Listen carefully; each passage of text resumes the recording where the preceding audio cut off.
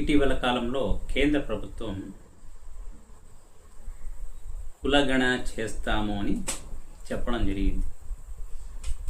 రాబోయే జనాభా గణనతో పాటు కులాలని ఆధారంగా జనగణన చేస్తాము, అంటే ఒక కాలం కులాన్ని కూడా లెక్కిస్తాను అని చెప్పడం. ఇది చాలా సంతోషకరమైనటువంటి విషయం. ఎందుకంటే భారతదేశం అంటేనే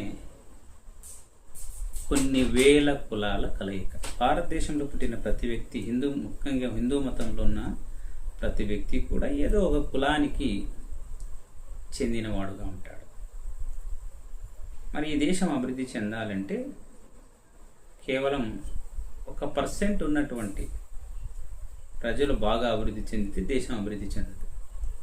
భారతదేశంలో ఉన్నటువంటి 140 కోట్ల మంది ప్రజలు కూడా అభివృద్ధి చెందితేనే దేశం అభివృద్ధి చెందుతుంది. ముఖ్యంగా ఈ దేశంలో ఉన్నటువంటి ఎస్సీ, ఎస్టీ, బీసీ మైనారిటీలు బాగా అభివృద్ధి చెంది అభివృద్ధి పథంలో నడిస్తే తప్ప దేశం వేగంగా అభివృద్ధి చెందదు.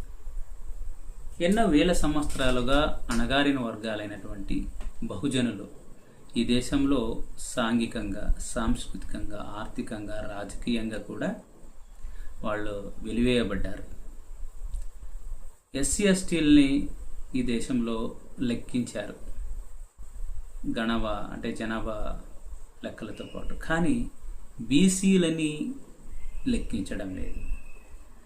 1931లోనే అంటే చివరిగా కులాల ఆధారంగా జనాభా లెక్కలు జరిగాయి. 1981 నుంచి కూడా బ్రిటిష్ వారి కాలంలో ఈ జనాభా లెక్కలు తీస్తూ ఉన్నారు కులాల ఆధారంగా. 1931లో చివరిగా కులాల లెక్కలు తీశారు. దాని తర్వాత ప్రభుత్వాలు కులగణన చేపట్టలేదన్నమాట. అయితే ఇటీవల కాలంలో దీనిపైన ప్రతిపక్ష పార్టీలు కేంద్ర ప్రభుత్వం పైన ఒత్తిడి తెస్తున్నాయి. ముఖ్యంగా కాంగ్రెస్ పార్టీ వాళ్ళ ఎజెండాలను పెట్టుకున్నారు. రాహుల్ గాంధీ ప్రతి ఎలక్షన్లో కూడా కులగణన చేయాలి, కులాల ఆధారంగా ఎంతమంది ఉన్నారో లెక్కించాలి, ప్రజల్ని వాళ్లకు రిజర్వేషన్లు కూడా పెంచాలి అని చెప్పడం జరుగుతూ ఉంది. 2024 లోక్సభ ఎన్నికల్లో కూడా మేనిఫెస్టోలో కాంగ్రెస్ పార్టీ ప్రకటించింది. సరే, ఏ రాజకీయ పార్టీ అయినా వాళ్లకు ఓటు బ్యాంక్ ఆధారంగా లేకపోతే ప్రజలకు సేవ చేసేదానికి ఆధారంగా వాళ్ళు ఓటు బ్యాంక్ని సృష్టించుకోవడం జరుగుతుంది. అది తప్పు కూడా కాదు. బీజేపీ ప్రభుత్వం మొదటి నుంచి కూడా ఈ కులాల ఆధారంగా జనాభా గణన జరిగితే కులాల వారీగా ఈ దేశం విడిపోతుంది, ఈ దేశం ఐక్యంగా ఉండాలనేటువంటి ఒక భావన కలిగినటువంటి పార్టీ అన్నమాట. అయితే ఆ పార్టీ కూడా ప్రజల నుంచి వచ్చేటువంటి స్పందన, కాంగ్రెస్ పార్టీ నుంచి వచ్చే ఒత్తిడి, ఆల్రెడీ కాంగ్రెస్ పార్టీ తెలంగాణలోను కర్ణాటకలో కూడా ఈ కులాల ఆధారంగా వాళ్ళ జనాభాని లెక్కించడం జరిగింది. తెలంగాణలో వాటిని ప్రకటించారు, కానీ కర్ణాటకలో ఇంకా ప్రకటించలేదు. త్వరలో అక్కడ కూడా ఈ కులగణనని బయట పెడతారు. బీహార్లో ఇంతకు ముందే కులగణన జరిపారనమాట. అంటే బీసీలు ఈ దేశంలో అతి వెనుకబడి ఉన్నారు. 55% బీసీలు ఈ దేశంలో ఉన్నారంటే దాదాపుగా 70 కోట్ల పైచులకు జనాభా ఉన్నటువంటి ఈ దేశంలో బీసీలు అభివృద్ధి చెందకుండా ఈ దేశం అభివృద్ధి కాదు అనే విషయాన్ని ప్రభుత్వం గుర్తించాలి. బీసీలు చాలా వెనుకబడి ఉన్నారు, రాజకీయంగా వెనుకబడి ఉన్నారు. ఎందుకంటే వాళ్ళకి రిజర్వేషన్స్ లేవు.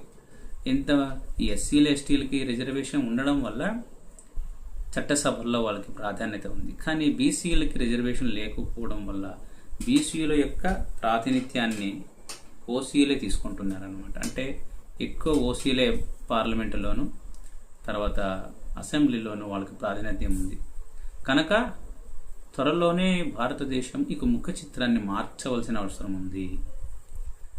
జనాభా ఆధారంగా చట్టసభల్లో వాళ్ళకి అవకాశాలు ఉండాలి.